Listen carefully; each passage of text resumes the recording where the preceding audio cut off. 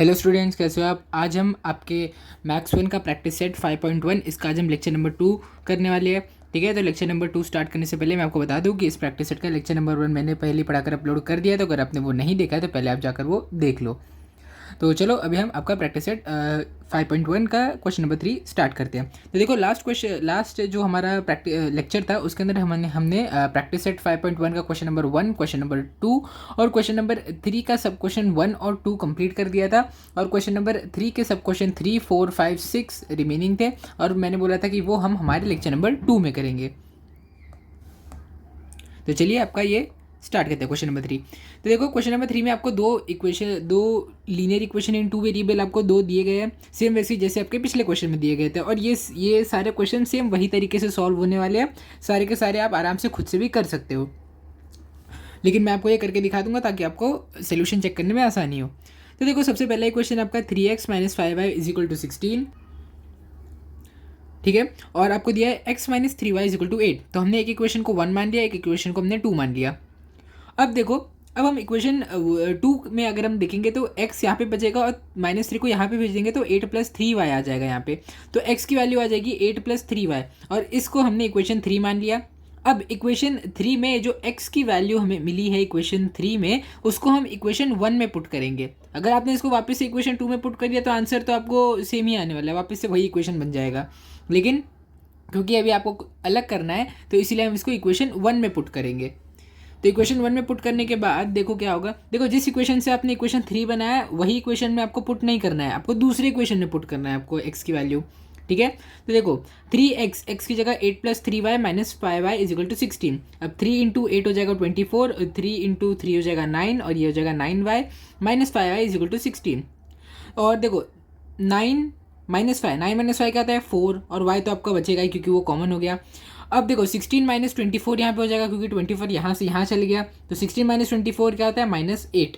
अब y की value क्या आ जाएगी, y की वैल्यू आ जाएगी -8 / 4। ये किसके इक्वल हो जाएगा, -2 के इक्वल हो जाएगा। अब देखो y की वैल्यू में क्या मिली, -2। अब y की जो वैल्यू -2 है इसको आप इक्वेशन 3 में जैसे ही पुट करोगे इस इक्वेशन में, वैसे ही आपको x की वैल्यू अपने आप मिल जाएगी। तो x = 8 + 3y था ना, तो y की जगह -2 डाल दो, 8 + 3 × -2। अब 3 × -2 हो जाएगा -6, 8 - 6 हो जाएगा आपका = 2 के। तो यहाँ पे हमें क्वेश्चन नंबर 3 का सोल्यूशन मिल गया है। x की वैल्यू आपको 2 मिली है, y की वैल्यू आपको -2 मिली है। देयरफॉर देखो पहले आप हमेशा x की वैल्यू लिखते हो फिर आप y की वैल्यू लिखते हो, क्योंकि x और y अगर आप अल्फ़ाबेटिकल ऑर्डर में भी देखोगे तो क्या होता है x y z होता है ना, x पहले आता है z बाद में आता है। सेम वही तरीके से आपको सोल्यूशन में भी x की वैल्यू पहले लिखनी है फिर y की वैल्यू लिखनी है। तो x की वैल्यू क्या है 2 और y की वैल्यू क्या है -2, तो 2, -2 is the solution of the given equations. ठीक है, तो आपका ये क्वेश्चन नंबर 3 यहाँ पे कंप्लीट हो गया। आप इसको अच्छे से नोट कर लीजिए, फिर हम आपका क्वेश्चन नंबर 4 स्टार्ट करते हैं। तो देखिए ये रहा आपका क्वेश्चन नंबर 4। इसमें आपको दो इक्वेशंस दी गई है, वो दोनों इक्वेशंस पहले हम लिख लेते हैं। 2y - x = 0, ये है आपकी इक्वेशन 1। 10x + 15y = 105, ये है आपकी इक्वेशन 2। अब इक्वेशन 1 में अगर आप देखोगे तो अगर आप +2y को यहाँ पर लेके आ जाओगे राइट हैंड साइड तो आपको अपने आप x की वैल्यू मिल जाएगी। ठीक है, तो यहाँ पे जो -x है इसको आप ये साइड लेके आ जाते हैं, +x हो जाएगा और 0 + x क्या होता है, x ही होता है। देयरफॉर आपको 2y किसके इक्वल मिल जाएगा, आपको 2y x के इक्वल मिल जाएगा, है ना। और इसको आप इक्वेशन 3 की वैल्यू पुट कर दो। अब इक्वेशन 3 में आपको क्या मालूम पड़ा है कि x की वैल्यू 2y के इक्वल है। अब ये जो इक्वेशन 3 की वैल्यू है इसको आप इक्वेशन 2 में डालोगे। देखो क्योंकि हमने इक्वेशन 1 से यहाँ पे इक्वेशन 3 बनाया इसीलिए हम इक्वेशन 1 में पुट नहीं करेंगे, हम इक्वेशन 2 में पुट करेंगे। देयरफॉर 10 × x, x की वैल्यू किसके इक्वल है 2y के इक्वल है, तो 10 × 2y + 15y = 105। अब 10 × 2y क्या हो जाएगा 20y हो जाएगा, 20y + 15y, 20y + 15y क्या हो जाएगा 35y, है ना। अब देखो अब y की वैल्यू चाहिए तो हम 35 को यहाँ ऊपर से नीचे भेज देंगे। So therefore 105 / 35, 105 / 35। अगर आप 35 का टेबल अगर आपको पता हो, अगर आप लिखोगे तो आपको मालूम पड़ेगा कि 35 1 ज़ा 35 होता है, 35 3 ज़ा 105 होता है। तो यहाँ से आपको y की वैल्यू 3 मिल जाएगी, y की वैल्यू यहाँ से आपको 3 मिल जाएगी। अब देयरफॉर y = 3। अब y की वैल्यू तो आपको मिल गई, y की वैल्यू क्या आई 3 आई। अब देखो y की वैल्यू आ गई, अब हमें चाहिए हमारे x की वैल्यू। तो इक्वेशन 1 और 2 में पुट करके इक्वेशन को लंबा बनाने से अच्छा हमने जो इक्वेशन 3 में सीधे सीधे जो x की वैल्यू निकाली थी हम हमेशा इसी में पुट करेंगे। देखो जब भी आपको ऐसा सब्सटीट्यूशन मेथड से आप ये लीनियर इक्वेशन इन 2 वेरिएबल आप सॉल्व करोगे तो हमेशा इक्वेशन 3 में जो आपने x की सीधी वैल्यू निकाली है, मतलब y और x का जो भी रिलेशन है, आपको हमेशा y की वैल्यू इस इक्वेशन 3 में ही पुट करनी है। अगर आप इस इक्वेशन 3 में पुट करोगे तो आपको x की वैल्यू जल्दी मिल जाएगी। वैसे तो आप अगर इक्वेशन 1 और 2 में पुट करोगे तो भी आपको वैल्यू मिल जाएगी, लेकिन उसमें आपको थोड़ा टाइम लग जाएगा क्योंकि इसमें सॉल्विंग थोड़ी ज़्यादा होगी। और वही अगर आपको एकदम वन स्टेप सोल्यूशन चाहिए तो आप हमेशा इक्वेशन नंबर 3 में आप y की वैल्यू को पुट किया करो। ठीक है, तो अब देखो इसीलिए मैंने आपको बोला था कि इक्वेशन 3 में पुट करना है। Therefore y is equal to 3, इसको आप पुट कर दोगे आपके इक्वेशन नंबर 3 में। अब इक्वेशन नंबर 3 में हमें क्या सीधे सीधे पता चल रहा है कि x की वैल्यू 2y के इक्वल है। So therefore x is equal to 2y और y की वैल्यू हमें क्या मिली, 3 मिली। देयरफॉर 2 इंटू 3, 2 इंटू 3 क्या हो जाएगा आपका 6। अब देखो x की वैल्यू आपको मिल गई 6 और y की वैल्यू मिल गई आपको 3। मैंने क्या बोला था आपको, पहले x की वैल्यू लिखनी है फिर y की वैल्यू लिखनी है। Therefore 6,3 is the solution of the given equation। ठीक है, मैंने यहाँ पे हाईलाइट भी इसको कर दिया है। देखो यहाँ पे हमारा पूरा का पूरा क्वेश्चन नंबर 4 कंप्लीट हो गया है। आप इसको अच्छे से नोट कर लीजिए, फिर हम आपका क्वेश्चन नंबर 5 स्टार्ट करते हैं। देखिए ये रहा आपका क्वेश्चन नंबर 5। अब क्वेश्चन नंबर 5 में भी आपको 2 इक्वेशंस दी गई है और पहली क्वेश्चन क्या है आपकी, 2x plus 3y is equal to 4। ये आपकी question number 1 plus 4 is equal to 0। अब देखो क्योंकि यहाँ पे एक भी टर्म नहीं है और यहाँ पर एक टर्म है जो कि वेरिएबल नहीं है, तो इसीलिए पहले आप इसको यहाँ पर भेजोगे ताकि आपका एक अच्छे से लीनियर इक्वेशन 2 वेरिएबल बन जाए। तो देखो +4 को जब यहाँ पे भेजोगे तो -4 हो जाएगा, है ना। 2y plus 3y is equal to -4, इसको आप नाम दे दो इक्वेशन 1। फिर अब इक्वेशन 2 में क्या हो जाएगा, x minus 5y is equal to 11। ये रहा आपका इक्वेशन नंबर 2। अब इक्वेशन 2 में जब आप देखोगे तो जब आप -5 को यहाँ पर भेजोगे तो ये +5 हो जाएगा, 11 प्लस 5y, और ये किसकी वैल्यू है, ये आपकी x की वैल्यू है, तो इसको आप इक्वेशन 3 नाम दे दोगे। अब इक्वेशन, क्योंकि हमने इक्वेशन 2 का यूज़ करके इक्वेशन 3 निकाला, इसीलिए हम इक्वेशन 3 की वैल्यू इक्वेशन 1 में पुट करेंगे। So therefore 2 into x। देखो यहाँ पर मैंने यहाँ पे x की जगह y लिख दिया था, तो यहाँ पे भी आप अपना करेक्शन कर लो कि यहाँ पर आपका आएगा x। Therefore 2 into 11 plus 5y, क्योंकि हमने x की वैल्यू पुट की ना, 2x की जगह 2 into 11 plus 5y plus 3y is equal to -4। अब 2 इंटू 11 क्या हो जाएगा, 22 हो जाएगा। 2 इंटू 5y क्या हो जाएगा आपका, 10y हो जाएगा, plus 3y is equal to -4। अब देयरफॉर देखो 10 प्लस 3y कितना हो जाएगा, 13y हो जाएगा, और -4 यहाँ पे -22 आप यहाँ पे करोगे तो -4 -22 हो जाएगा। अब -4 -22 किसके इक्वल हो गया, -26 के इक्वल हो गया। अब y की वैल्यू अगर आपको चाहिए तो आप -26 डिवाइडेड बाई 13 कर दो, इससे आपकी अपने आप y की वैल्यू मिल जाएगी जो कि इक्वल है -2 के। अब देखो y की वैल्यू आपको यहाँ पे मिल गई, y इज इक्वल टू -2। अब ये y इज इक्वल टू -2 को आपको इक्वेशन 1 में सब्सटीट्यूट करना है। इक्वेशन 1 में नहीं, यहाँ पे ये आपको इक्वेशन 3 में सब्सटीट्यूट करना है। ठीक है, x is equal to 11 plus 5 आया था ना, तो ये क्या हो जाएगा, ये हो जाएगा 11 प्लस 5 इंटू -2। अब 11 माइनस 10, क्योंकि 5 इंटू -2 क्या होता है, -10 होता है। देयरफॉर 11 माइनस 10 किसके इक्वल हो जाएगा, 1 के इक्वल हो जाएगा। तो x की वैल्यू आपकी आ जाएगी 1 के इक्वल। अब क्योंकि पहले x की वैल्यू लिखनी है, बाद में आपको y की वैल्यू लिखनी है, इसीलिए आपका सोल्यूशन हो जाएगा 1, -2 is the solution of the given equation. ठीक है, तो देखिए यहाँ पर हमारे क्वेश्चन नंबर 5 भी कंप्लीट हो गया है। आप इसको अच्छे से नोट कर लीजिए, फिर हम आपका क्वेश्चन नंबर 6 स्टार्ट करते हैं। तो चलिए क्वेश्चन नंबर 6 आपका स्टार्ट करते हैं, क्योंकि देखो ये आपका क्योंकि लास्ट क्वेश्चन है, इसीलिए मैं इसको आपको लिख के अच्छे से सॉल्व कराता हूँ। तो यहाँ पर आपका आ जाएगा सोल्यूशन। अब सबसे पहले आपको पहला इक्वेशन क्या दिया है, 2x minus 7y is equal to 7। इसको आप दे दो इक्वेशन 1 नाम, और फिर आपका आ जाएगा 3x plus y is equal to 22। इसको आप दे दो इक्वेशन 2 नाम। तो देखो जब आप दोनों इक्वेशंस देखोगे तो आपको दिखेगा कि इक्वेशन 2 में अब y की वैल्यू आपको सीधी सीधे यहाँ पे मिल रही है, तो इस बार हम y की वैल्यू सब्स्टिट्यूट करेंगे। नहीं तो नॉर्मल क्वेश्चन में हम क्या करते थे, हम हमेशा x की वैल्यू निकालते थे ना, यहाँ पे हम y की वैल्यू निकालेंगे। देयरफॉर फ्रॉम इक्वेशन, देखो अगर आपको रोमन न्यूमेरिकल में लिखना है आप रोमन में भी लिख सकते हो, यहाँ पर मैं ना यहाँ इसको नॉर्मल नंबर्स में लिखता हूँ, तो इससे इसको आपको लिखने में आसानी होगी। अब आपका जो मैंने आपको रोमन न्यूमेरल्स में लिखना है या तो आपको नॉर्मल न्यूमेरल में लिखना है, या आपकी मर्जी है। मैं अभी यहाँ पे नॉर्मल न्यूमेरल यूज़ कर रहा हूँ। फ्रॉम इक्वेशन 2, अब इक्वेशन 2 से हमें क्या पता चलेगा, देखो y को अपनी जगह ही रखो, इज इक्वल टू 22 भी अपनी जगह पर रहेगा, लेकिन ये 3x यहाँ पर चले जाएगा, तो ये क्या हो जाएगा, ये हो जाएगा -3x। तो y की वैल्यू यहाँ से आपको मिल गई। अब आप इसको क्या नाम दे दोगे, आप इसको नाम दे दोगे equation number 3। Therefore put value of equation 3 in equation, कौन सी इक्वेशन में या आप बताओ, इक्वेशन 1 में है ना, क्योंकि 2 में डालेंगे तो वापस वही इक्वेशन मिल जाएगी हमें। अब इसको आगे देखो, देयरफॉर अब इक्वेशन 1 क्या कहती है आपकी, देखो इक्वेशन 1 आपकी क्या है, 2x - 7y is equal to 7, ये है आपकी इक्वेशन 1। देयरफॉर इसमें आप क्या करोगे, 2x - 7 को किससे मल्टीप्लाई करोगे, 22 - 3x से मल्टीप्लाई करोगे, इज इक्वल टू किसके इक्वल है, ये 7 के इक्वल है। अब देखो 22 × 7 जब आप यहाँ पे करोगे रफ में 22 × 7, तो 7 2 से आपका क्या हो जाएगा 14, 7 2 और 1 कैरी ओवर हो जाएगा, वापस 7 2 14 होगा, 14 + 1 क्या हो जाएगा आपका 54 हो जाएगा। देयरफॉर 2x तो जैसा था वैसा ही रहेगा, ये हो जाएगा आपका -154, और 7 3 से 21 तो आपको पता ही है, और ये दोनों माइनस माइनस मिलकर क्या हो जाएंगे आपके प्लस हो जाएंगे, +21x इज इक्वल टू 7। अब देयरफॉर आप क्या करोगे, 2x + 21x को आप साथ में लिख लो, -154 इज इक्वल टू 7।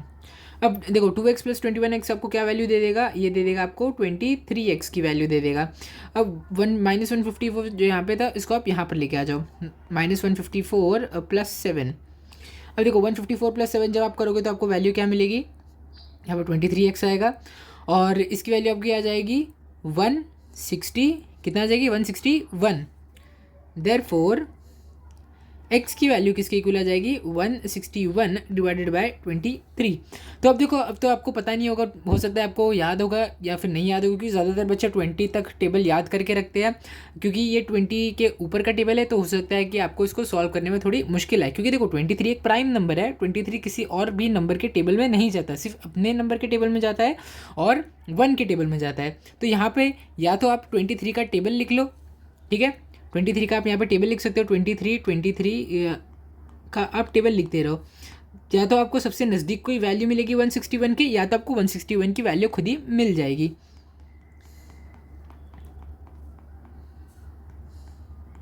अब देखो 23 1 ज़ार जब आप करोगे आपको 23 मिलेगा, 23 2 ज़ार आप करोगे तो आपको क्या मिलेगा 46 मिलेगा, 23 3 ज़ार करोगे तो क्या मिलेगा 3 3 ज़ार 9, 3 2 ज़ार 6, 23 4 ज़ार करोगे तो क्या मिलेगा 4 3 ज़ार 12, 1 कैरी ओवर, और क्या हो जाएगा 4 2 ज़ार 8, तो ये हो जाएगा आपका 92। जब आप इसको 5 से मल्टीप्लाई करोगे तो क्या मिलेगा 5 3 ज़ार 15, और ये हो जाएगा आपका 115 के इक्वल। फिर जब आप 23 को 6 से मल्टीप्लाई करोगे तो आपको क्या मिलेगा 6 3 ज़ार 18, 6 2 ज़ार 12, आपको मिलेगा 138, और फिर जब आप 7 से मल्टीप्लाई करोगे तो आपको क्या मिलेगी वैल्यू, आपको मिलेगी 161। तो देखो सबसे नज़दीक तो हम पहुंच गए, नज़दीक क्या, हमें तो एग्जैक्ट नंबर ही मिल गया, 23 के टेबल में हम लोग को एग्जैक्ट नंबर मिल गया। यहाँ पे ये देखो 161 हमें चाहिए था, और एग्जैक्टली 7 के इक्वल आ रहा है, 23 × 7 161 के इक्वल आ रहा है।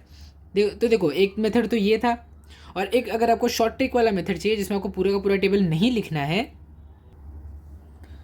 देखो यहाँ पर ना ये जो आपका मैंने पूरा किया इसको मैं एक रफ वर्क वाले सेक्शन में इसको डिवाइड कर देता हूँ, ठीक है, ताकि आपको ये मालूम पड़ जाए कि ये रफ वर्क है, ये हमारे एक्चुअल क्वेश्चन का पार्ट नहीं है, ये सब आपको लिखना नहीं है। देखो मैं आपको यहाँ पे ट्रिक बताने वाला था कि ट्रिक क्या है। 23, तो देखो अब क्योंकि इन लोगों ने लीनियर इक्वेशन इन 2 वेरिएबल बनाया, तो ऐसा तो होगा नहीं कि आंसर आपका डेसिमल में या फ्रैक्शन में आए, आंसर हमेशा आपका एक परफेक्ट नंबर ही आने वाला है, ज़्यादातर केसेस में आपका आंसर एक परफेक्ट नंबर आएगा। अब देखो आपको देखना है 161 / 23। अब आप एग्जाम में थोड़ी पूरा का पूरा टेबल लिखने जाओगे, इतना टाइम नहीं है आपके पास, आप लिखोगे, आप क्या सोचोगे 23 को कोई भी एक ऐसे नंबर से मल्टीप्लाई करो जिसके आखिरी में 1 मिले, है ना, 23 को जो भी नंबर से आपको मल्टीप्लाई करना है उसके आखिर में 1 रहे। अब आप सोचोगे कि जब आप 23 को 1 से मल्टीप्लाई करोगे तो तब तो यहाँ पे 3 आ जाएगा, 1 तो आ नहीं रहा है ना, ये ऐसा 23 हो जाएगा। फिर आप सोचोगे कि 23 को जब आप 2 से मल्टीप्लाई करोगे तो पहला नंबर 2 3 6 हो जाएगा। फिर आप सोचोगे कि 23 को जब आप 3 से मल्टीप्लाई करोगे तो पहला नंबर 9 हो जाएगा, है ना। फिर आप 24 को 23 को आप 4 से मल्टीप्लाई करोगे तो यहाँ पे 4 3 12, तो पहला नंबर यहाँ पे 2 हो जाएगा, है ना। सेम ऐसे ही जब आप करते रहोगे आप करोगे 23 मल्टीप्लाइड बाय 5 जब आप करोगे तो पहला नंबर यहाँ पे आएगा 5, क्योंकि 5 3 15 होता है, तो 15 का 1 यहाँ पे कैरी ओवर हो जाएगा, लेकिन पहला नंबर तो अभी भी 5 है। फिर आप सोचोगे कि 23 इंटू 6 करोगे आप, तो 6 3 18, तो पहला नंबर यहाँ पे 8 है, अभी भी हमें 1 नहीं मिला। अब देखो 23 इंटू 7 जब आप करोगे तो 7 3 21 आ जाएगा, ठीक है। तो यहाँ पर आपको रुक जाना है, आपका 1 आ गया, तो अब आप 7 से 21 का 2 कैरी ओवर कर लो, 7 2 14 करो, 14 + 2 क्या हो जाएगा आपका 161। यहाँ पर आपको परफेक्ट नंबर मिल गया। तो ये ट्रिक थी ताकि आप इतना लंबा टेबल कैलकुलेट करके ना लिखो, ठीक है। इतना लंबे टेबल की आपको ज़रूरत नहीं पड़ने वाली है अगर आप ये मेथड से करोगे। देखो मोस्ट केसेस में तो आंसर आ जाता है, अगर इससे आंसर नहीं आया तब तो आपको मजबूरन टेबल लिख के ही सॉल्व करना पड़ेगा। तो अभी देखो हमें क्या एक्स की वैल्यू क्या मिली थी, 23 1 23, 23 7 161, तो एक्स की वैल्यू आपकी आ जाएगी 7 के इक्वल। अब देखो हमें x की वैल्यू मिल गई, अब हमें चाहिए y की वैल्यू। अब y की वैल्यू के लिए हमें क्या करना पड़ेगा, यहाँ पे आप एक बार लिख दो देयरफॉर x = 7, ये चीज़ आप यहाँ पे लिख दो।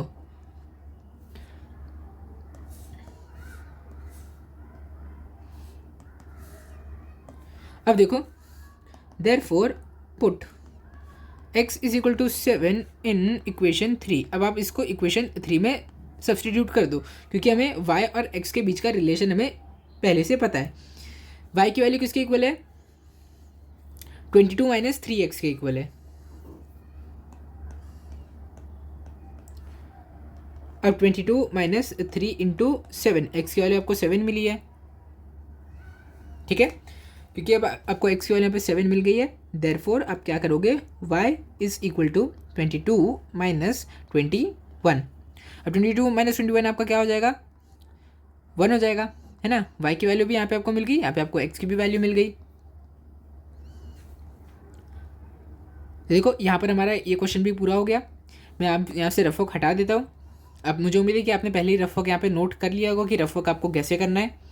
अब देखो, अब क्योंकि आपको y की वैल्यू यहाँ पे पहले ही मिल चुकी है, अब आप अपना फाइनल स्टेटमेंट यहाँ पर लिख सकते हो। देयरफॉर तो देखो पहले तो हम कैसे कर रहे थे, हम सीधे सीधे वैल्यू लिख रहे थे ना, लेकिन हो सकता है कि आपको कन्फ्यूजन हो, आप कभी भी हो सकता है कि पहले x की वैल्यू लिख दो फिर आप y की वैल्यू लिख दो। तो क्योंकि देखो अभी मान लो आपका आंसर जो हमने पिछला क्वेश्चन किया था, तो पिछले क्वेश्चन में आपका आंसर क्या था, 6,3 आया था ना, x की वैल्यू 6 आई थी और y की वैल्यू 3 आई थी। अब मान लो आप एग्जाम में आप बहुत ज़्यादा जल्दीबाजी कर रहे हो और आपने अपने एग्जाम में 3,6 लिख दिया, तो टीचर को क्या लगेगा, अरे x की वैल्यू तो 6 आई है, इसने 3 क्यों लिखा है, y की वैल्यू तो 3 आई है लेकिन इसने तो 6 लिखा है। तो टीचर क्या समझेगी कि आपने उल्टी फुल्टी वैल्यू लिख दी है, तो इसलिए टीचर आपको इस पर मार्क्स नहीं देगी। सेम वही तरीके से देखो, आप बहुत मेहनत से अपना पूरा का पूरा क्वेश्चन तो सॉल्व कर दोगे, आपको x की वैल्यू भी सही मिली, y की वैल्यू भी सही मिली, x की वैल्यू आपको 1 मिली, y की वैल्यू आपको -2 मिली, लेकिन हो सकता है कि आप जल्दी जल्दी में क्या करोगे, आप y की वैल्यू पहले लिख दोगे, x की वैल्यू बाद में लिख दोगे। तो देखो अब यहाँ पर क्या दिख रहा है कि आपको x की वैल्यू -2 मिली है और y की वैल्यू +1 मिली है, लेकिन ये तो गलत है ना। तो टीचर को लगेगा कि आपने गलत लिखा है, तो इसीलिए टीचर आपको इस पर 0 मार्क्स देगी। लेकिन एक तरीका है जिससे आप इससे बच सकते हो, ये मैं आपको बता देता हूँ, जिससे मतलब कि ये एक एक्स्ट्रा स्टेप है जो आपको खाली करना पड़ेगा, लेकिन इससे आपका आंसर में कभी भी एरर नहीं आएंगे। तो देखो कैसे आप लिखा करो इसको कि देयरफॉर x, y = अब यहाँ पर आपको पता है कि पहले आपको x की वैल्यू लिखनी है फिर आपको y की वैल्यू लिखनी है, = 7, 1। देखो x की वैल्यू 7 है, y की वैल्यू 1 है, ठीक है। देखो x की वैल्यू 7 है यहाँ पे, y की वैल्यू यहाँ पे 1 है। फिर आप लिखोगे is the solution of the given equations, ठीक है। तो देखो ये बस छोटा सा ही स्टेप था, इसमें ज़्यादा कुछ आपको करना नहीं है, आपको बस x, y लिखना है = सोल्यूशन जो भी आपका आया। देखो इससे तो आपको एकदम क्लियरली दिख रहा है कि x की वैल्यू ये है, y की वैल्यू ये है। अगर ये टाइम पे आप कुछ गलत भी लिखने जाओगे तो आपके दिमाग में अपने आप आ जाएगा कि अरे x की वैल्यू तो 7 थी और y की वैल्यू 1 थी, तो इसकी वजह से आप अपनी वैल्यूज उल्टी पुल्टी नहीं करोगे, और जो आपका सोल्यूशन आया आप अपने एग्जाम पेपर में भी वही लिख के आओगे, ठीक है। तो देखो यहाँ पर हमारे पूरा क्वेश्चन नंबर 6 आपका कंप्लीट हो गया है। और क्वेश्चन नंबर 6 के साथ साथ आपका ये प्रैक्टिस सेट 5.1 भी पूरा का पूरा कंप्लीट हो चुका है। ठीक है, तो ये देखिए ये रहा आपका क्वेश्चन नंबर 6 का फर्स्ट हाफ पार्ट, आप इसको अच्छे से नोट कर लीजिए। फिर मैं आपको ये सेकंड हाफ पार्ट दिखाता हूँ क्वेश्चन नंबर 6 का, ये भी आप अच्छे से नोट कर लीजिए। तो इसी के साथ साथ हमारे प्रैक्टिस सेट 5.1 कंप्लीट हो गया है। मैंने आपको इस प्रैक्टिस सेट 5.1 के क्वेश्चन नंबर 1, 2 और 3 इसके सारे के सारे क्वेश्चन मैंने आपको एकदम डिटेल में सॉल्व करके बता दिया है, और मुझे उम्मीद है कि ये प्रैक्टिस सेट आपका पूरा का पूरा बहुत अच्छे से समझ में आया होगा। तो अगर आपको वीडियो अच्छा लगा होगा तो इस वीडियो को लाइक करो, शेयर करो और चैनल को सब्सक्राइब करो। Thank you.